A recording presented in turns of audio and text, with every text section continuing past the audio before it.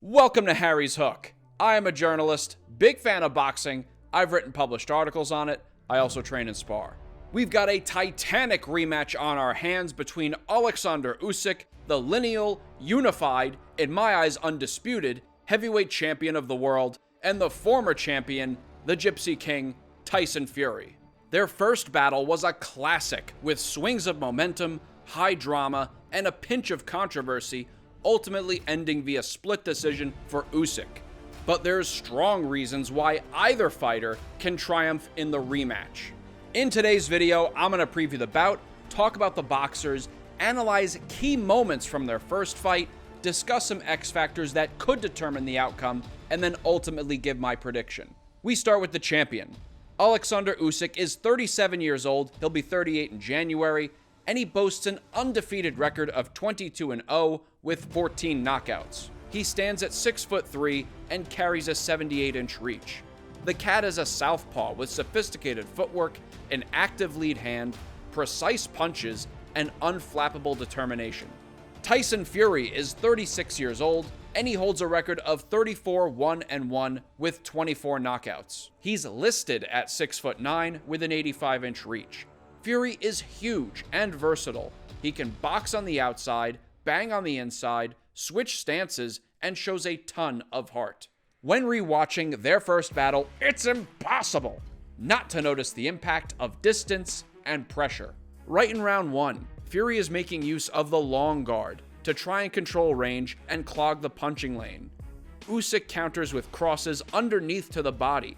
He also circumvents the lane by feinting the jab and connecting with an overhand left, a weapon we'll see at various points, including at the start of round two, where Fury is using the long guard and Usyk fires a stiff jab on an upward angle and then that overhand.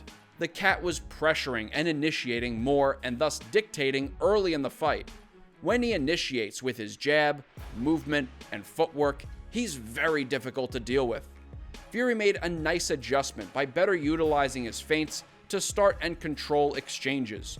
We see a lovely example here when Fury throws several feints in a row, getting Usyk to react and fire, playing right into Fury's counter to the body. When Fury would initiate, primarily with his jabs or with his feints, that's when he was at his best, especially when he would mix his targets upstairs and downstairs. He did have great success at some moments when he didn't initiate, primarily with his counter right uppercut. That was the weapon that seemed to hurt Usyk the most. However, we did see Oleksandr adjust. One way was by slipping further to the outside. But even more important than Fury's counter right uppercut was Usyk's onslaught of pressure, constantly backing Fury up and generally not allowing the Gypsy King to fight at his own pace. But still, Fury's performance from rounds 3 through 7 was outstanding and seemed to have Usyk perplexed and at times hurt, including to the body. It's been the best work I've seen done on Usyk thus far. At the beginning of round 8, we see an example of their competitive, high IQ boxing, but also the seeds of Fury's critical error in the next round. Usyk throws out some rangefinder jabs, trying to bait Fury. Tyson tries to time Usyk with a right hand, but leans his weight forward and brings his back foot up, squaring himself. The cat pulls back and fires a check hook. Even though Fury is out of position, he's a good improviser and turns his head while just parrying the hook off course. He ducks down to avoid potential follow-ups, but Usyk is backing out to reset. Fury snaps a long jab, trying to catch the cat by surprise, but Usyk slips it, and then they both reset. Usyk pushes the pace, making Fury uncomfortable. Here, we see Fury feint a right uppercut and fire a cross, but again, he squares himself to Usyk, totally vulnerable to a decoy hook counter straight left. And here, we see Usyk with a little pendulum bounce, using a jab to disguise his penetration step to the outside angle and an overhand that knocks Fury back and busts his nose. This punch here was a mini turning point before what happened in the next round, and Fury had to carry it like baggage the rest of the bout. All that pressure from Usyk is causing Fury to fatigue and leave himself even more vulnerable after he throws. Round 9, we see both what worked for Fury and what devastated him. Tyson feints to the head and then fires a jab and well-placed right to the body. Usyk seems bothered and wants a little breather, moving on the outside. Fury feints to the body this time and lands a right on the head. Just a few seconds later, he feints the right uppercut but throws a cross and brings that rear leg forward, squaring himself. A couple seconds pass and he fires a 1-2, again bringing his back leg around and again standing square. Fury keeps making this mistake and Usyk picks up on it. Tyson initiates a combo here and squares himself. Usyk knows Fury is out of position, so he throws with him, firing that decoy lead hook that sets up his powerful left cross, clocking Fury clean on the chin, instantly changing the fight.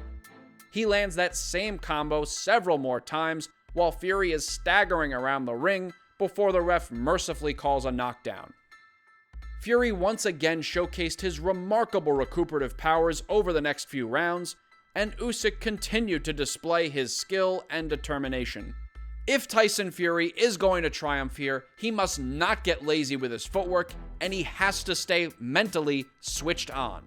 And if Usyk wants to hold on to his titles, he cannot allow Fury to dictate, and he must take advantage of those openings like he did in the first fight. But there's other dynamics at play here beyond strategy. You know what I'm talking about, the X factors. But first, if you enjoy this content, do me a solid right now and like the video. If you want to stay updated on my latest analysis, commentary, live streams, subscribe to the channel. If you saw my preview and prediction for the first Fury vs. Usyk, many of these X factors will look familiar, but this time they're dialed up even further, and the final one could make all the difference in a pivotal moment. Fury's mental state. A Martian with no earthly knowledge could crash land in the waters of Morecambe Bay. Give it 3 to 4 minutes. He'll know exactly why this is an X factor. Tyson's up, he's down, he's left, he's right. He contradicts himself. He says that the fights have no meaning, it's all about the money, the shkarol. But then he'll go on about the history of the heavyweight division, the lineal champions, John L. Sullivan. You know, how does having a loss on his record affect him? Does he not care as much? Does he train harder? Has Usyk gotten into his head at all? How does being an underdog affect him this time? Tyson Fury, his mental state, of course, is an X factor.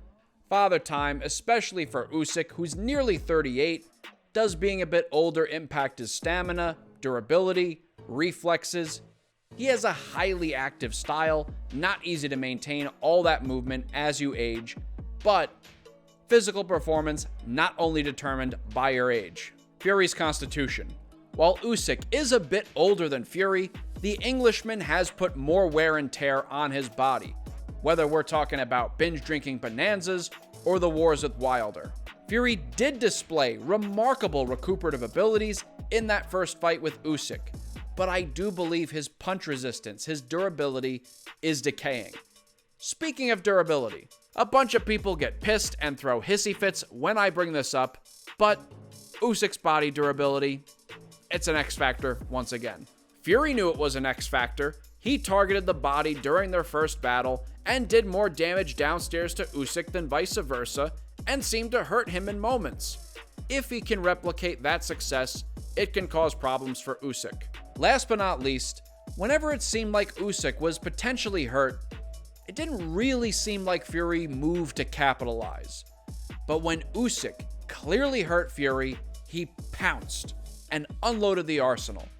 Now, there have been moments in the past where Fury has shown himself to be a finisher, but I really like Usyk's killer instinct. Let's bring it home to a verdict. There are two polar opposite strategies that give Tyson Fury his clearest paths to victory. One of them is to be the consummate outboxer. Maintain distance by utilizing that reach, long guard, and footwork.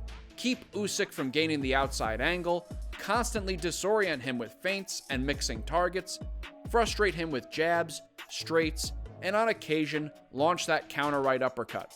Don't mess around fighting him at mid-range, dictate at distance. Survive Usyk's onslaughts, play it safe, win a decision. The other strategy? Be the consummate slugger. Close the gap, keep the hands up, utilize the high guard, and make the fight a physical brawl. Take advantage of that size and power on the inside, frame with forearms, batter Usyk to the body, and break him down. But there's problems with each of these approaches. Broadly speaking, the issue with the outbox strategy: Fury's discipline. He can use the long guard effectively when there's space, but then he'll let Usyk back him up to the ropes, where it's far less useful because he has no more room to retreat. The long guard leaves him exposed in that position. And he likes to play and brawl a bit against the ropes, which invites trouble. It also takes a good deal of stamina to implement this style, and Fury is prone to make mistakes, especially when he's tired. We can't forget that tendency to overreach from distance with his right and square himself up. His at times lax footwork and the mental lapse in round 9 nearly led to a knockout in their first fight. What about the slugging strategy? For one thing, it's not easy for boxers to pin down Usyk and leverage their physicality. He's also strong on the inside and knows how to use his arms for framing. But even setting that aside, in many ways, I feel Fury is a boxer with a brawler's spirit. So I do think that he would have an easier time sticking with that battle plan. While for this strategy I think his mind would be fine, it's his body I question at this point. While he's had incredible durability over the years, it's impossible to ignore the damage done over the course of the Wilder trilogy, his own decisions that he's made, and even in that fight with Usyk. He doesn't appear to have the same resistance he used to, plus Usyk's precision and ring IQ means that he will find Fury's jaw and test it.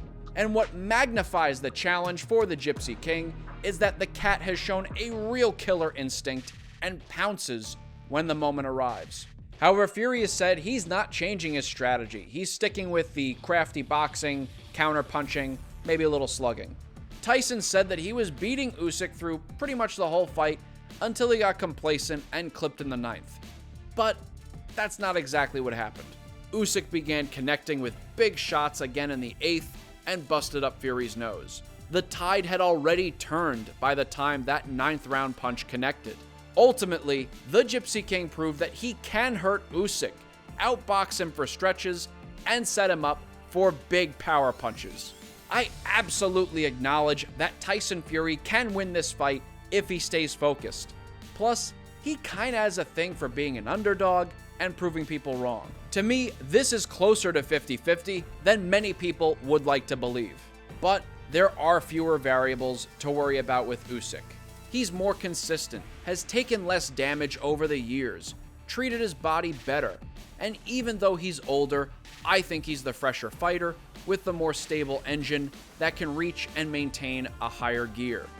His pressure drained Fury's energy in the first fight and had him on the verge of destruction.